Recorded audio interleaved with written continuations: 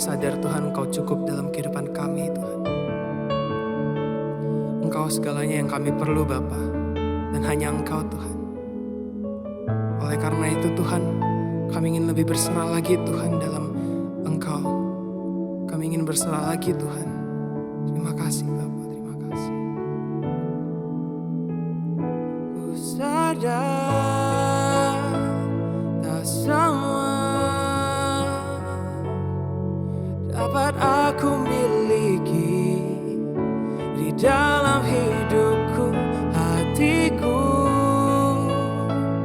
percaya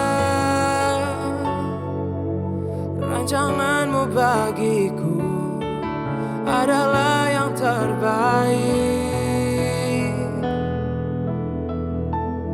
Walau ku tak dapat melihat semua rencanamu Tuhan, namun hatiku tetap memandang padamu. Kau tuntun langkahku, walau ku tak dapat berharap atas kenyataan hidupku, namun hatiku tetap memandang padamu. Kau ada untukku.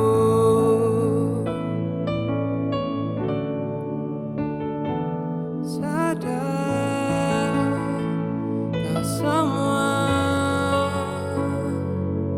dapat aku miliki di dalam hidupku, hatiku percaya rancanganmu bagiku adalah yang terbaik. Walau ku tak dapat melihat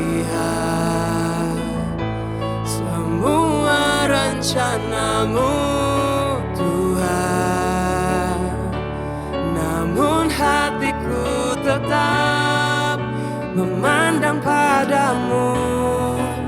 Kau tuntun langkahku, walau ku tak dapat berharap atas kenyataan hidupku, namun hatiku tetap memandang padamu. Kau ada untukku. Walau ku tak dapat melihat semua rencanamu Tuhan, namun hatiku tetap memandang padamu. Kau tuntun langkahku, walau ku tak dapat berharap atas kenyataan hidupku, namun hatiku tetap memandang padamu. Kau ada untukku.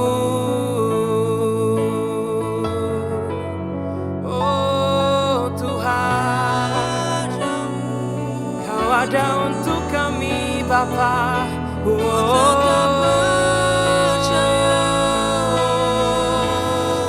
Terima kasih Tuhan.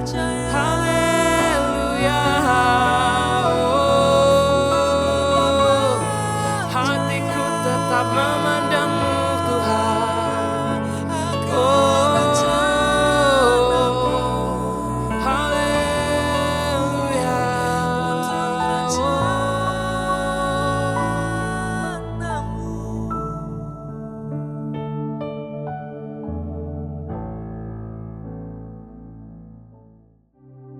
Shalom saudara sekalian, kembali kita bersama merenungkan firman Tuhan di Rise Up. Dan hari ini kita mau merenungkan firman Tuhan dari Ulangan ke-15, di mana kita melihat perikopnya dikatakan tahun penghapusan hutang dan juga membebaskan budak Ibrani. Di sini Tuhan memberikan perintah kepada bangsa Israel di setiap tahun ke-7 mereka harus menghapuskan hutang sesamanya dan juga harus membebaskan budak. Dan dari sini kita melihat gak hanya perintah mengenai untuk aturan ekonomi, saudara, tapi kita melihat hati Tuhan di balik semuanya ini. Kita melihat bagaimana setiap orang yang melakukan firman Tuhan, Tuhan akan memberkati. Dan seringkali ketika kita mendengar kata berkat, kita langsung berpikir mengenai berkat jasmani, uang, kekayaan, sukses, dan sebagainya, saudara. Padahal berkat yang Tuhan maksudkan itu jauh melampaui berkat jasmani. Kita lihat di ayat keempat dikatakan, maka tidak akan ada seorang miskin di antara kamu, sebab sungguh Tuhan akan memberkati engkau di negeri yang diberikan Tuhan Allahmu kepadamu untuk menjadi milik pusaka. Asal saja engkau mendengarkan baik-baik suara Tuhan Allahmu dan melakukan dengan setia segenap perintah yang kusampaikan kepadamu pada hari ini. Jadi kita melihat bagaimana Tuhan memberikan perintah ini karena Tuhan rindu untuk memberkati setiap orang-orang yang taat kepada Tuhan. Dan di sini Tuhan juga mau melihat hati bangsa Israel pada saat itu, apakah mereka mau mentaati. Karena kita percaya dari dulu, sekarang, bahkan mungkin sampai ke depannya, saudara, untuk kita bisa menghapuskan hutang itu bukan hal yang mudah. Bukan hal yang sekedar kita membalikan tangan, saudara. Karena mungkin kita juga ada kebutuhan jasmani yang kita perlukan sehari-hari. Dan tidak semudah itu untuk menghapuskan hutang orang lain kepada kita. Tapi di sini Tuhan mengajarkan mengenai kemurahan hati. Tuhan mengajarkan setiap kita untuk nggak menggenggam erat-erat apa yang kita punya di dunia ini. Karena kita tahu sebagai orang Kristen kita harusnya menghidupi bahwa apa yang kita punya saat ini itu bukan milik kita, tapi itu hanya dipinjamkan sementara. Tuhan mempercayakan kepada kita untuk suatu saat bisa kita bertemu dengan Tuhan lagi. Tuhan akan melihat apa yang sudah kita kelola di dunia ini, saudara. Jadi Tuhan mengajarkan untuk kita tidak untuk menggenggam erat-erat apa yang kita punya, tapi Tuhan mau kita belajar untuk melepaskan, untuk belajar kemurahan hati, untuk belajar kita bisa mengasihi orang lain, kita bisa mengasihi mereka tanpa tuntutan, tanpa beban, saudara. Karena dikatakan di ayat yang ke-10, engkau harus memberi kepadanya dengan limpahnya, dan janganlah hatimu berduka cita apabila engkau memberi kepadanya, sebab oleh karena hal itulah Tuhan Allahmu akan memberkati engkau dalam segala pekerjaanmu dan dalam segala usahamu. Jadi hari ini kita sama-sama belajar, diingatkan bahwa kita ada di dunia ini itu sementara, saudara. Dan apa yang kita punya di dunia ini itu hanya dititipkan oleh Tuhan kepada kita. Untuk itu kita mau belajar mengelola dengan baik, kita mau belajar untuk bisa tidak menggenggam erat-erat, tidak merasa ini kepunyaanku, ini punyaku, dan untuk itu aku harus menerimanya kembali. Bukan, tapi kita mau belajar seperti Tuhan ajarkan kepada bangsa Israel untuk bisa melepaskan. Melepaskan apa, saudara? Nggak hanya melepaskan kerelaan aja, tapi kita juga melepaskan berkat dengan kasih, dengan sukacita, dengan damai daripada Tuhan. Mari kita satukan hati, kita berdoa. Tuhan, terima kasih for your goodness, untuk kebaikan Tuhan, untuk firman Tuhan pada hari ini. Kami belajar seperti yang Tuhan perintahkan pada saat itu, untuk bisa melepaskan apa yang bukan menjadi hak kami, tapi kami belajar bahwa kehidupan kami semuanya adalah milik Tuhan. Untuk itu kami belajar untuk taat akan perintah Tuhan. Dan kami juga tahu Tuhan, di saat kami mentaati Tuhan, Tuhan akan memberkati kami lebih dari kebutuhan jasmani kami, tapi Tuhan memberkati kami secara holistik, Tuhan, secara keseluruhan. Tuhan memberkati kami dengan kasih Tuhan, dengan sukacita daripada Tuhan, dan kesehatan daripada Tuhan. Dan kami percaya di saat kami menjalankan perintah Tuhan, kami akan menerimanya. Terima kasih Tuhan, Kau yang memberkati sepanjang hari kami. Biarlah sepanjang hari ini itu kami lakukan hanya untuk menyenangkan Tuhan. Terima kasih Tuhan. Di dalam nama Tuhan Yesus Kristus kami telah berdoa dan mengucap syukur. Haleluya. Amin. Ulangan 15. Tahun penghapusan hutang. Pada akhir 7 tahun engkau harus mengadakan penghapusan hutang. Inilah cara penghapusan itu. Setiap orang yang berpiutang harus menghapuskan apa yang dipinjamkannya kepada sesamanya.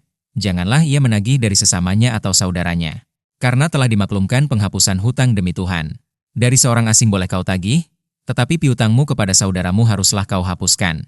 Maka tidak akan ada orang miskin di antaramu, sebab sungguh Tuhan akan memberkati engkau di negeri yang diberikan Tuhan, Allahmu, kepadamu untuk menjadi milik pusaka, asal saja engkau mendengarkan baik-baik suara Tuhan, Allahmu, dan melakukan dengan setia segenap perintah yang kusampaikan kepadamu pada hari ini.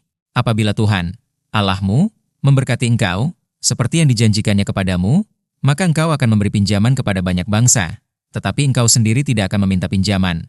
Engkau akan menguasai banyak bangsa, tetapi mereka tidak akan menguasai engkau. Jika sekiranya ada di antaramu seorang miskin, salah seorang saudaramu di dalam salah satu tempatmu, di negeri yang diberikan kepadamu oleh Tuhan, Allahmu, maka janganlah engkau menegarkan hati ataupun menggenggam tangan terhadap saudaramu yang miskin itu, tetapi engkau harus membuka tangan lebar-lebar baginya dan memberi pinjaman kepadanya dengan limpahnya. Cukup untuk keperluannya, seberapa ia perlukan. Hati-hatilah, supaya jangan timbul di dalam hatimu pikiran dursila. Demikian, sudah dekat tahun ke-7, tahun penghapusan hutang, dan engkau menjadi kesal terhadap saudaramu yang miskin itu dan engkau tidak memberikan apa-apa kepadanya, maka ia berseru kepada Tuhan tentang engkau, dan hal itu menjadi dosa bagimu. Engkau harus memberi kepadanya dengan limpahnya dan janganlah hatimu berduka cita apabila engkau memberi kepadanya. Sebab oleh karena hal itulah Tuhan, Allahmu, akan memberkati engkau dalam segala pekerjaanmu dan dalam segala usahamu. Sebab orang-orang miskin tidak hentinya akan ada di dalam negeri itu, itulah sebabnya aku memberi perintah kepadamu. Demikian, haruslah engkau membuka tangan lebar-lebar bagi saudaramu, yang tertindas dan yang miskin di negerimu. Memerdekakan budak Ibrani.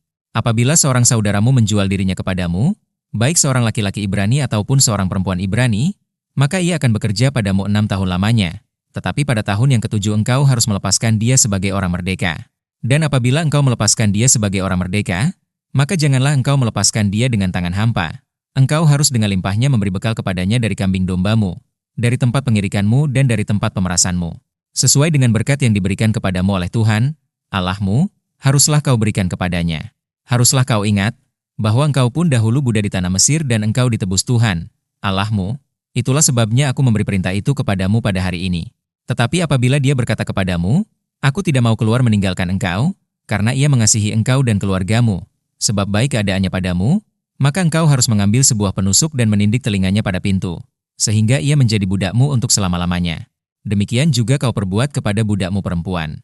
Janganlah merasa susah, apabila engkau melepaskan dia sebagai orang merdeka, sebab 6 tahun lamanya ia telah bekerja padamu dengan jasa 2 kali upah seorang pekerja harian.